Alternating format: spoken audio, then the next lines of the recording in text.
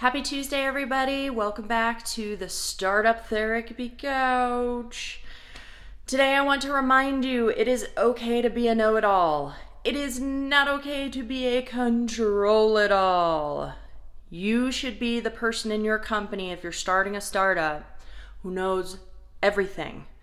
And I mean everything. There should be very, very few exceptions to what you don't know about what's going on in your company. That doesn't mean it's up to you to do something about all of it. If you have good people, if you've hired them, if they're working for equity, if they're your partners, you need to be able to trust those people to help you get to where you're going. I just heard a story the other day from an angel investor who's a good friend of mine who invested in a couple of tech companies a while back. And both of those companies failed because they were started by a guy who was a techie who would not give up control of the business side.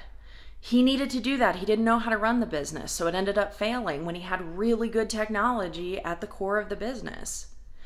Know it all, don't control it all. Mwah.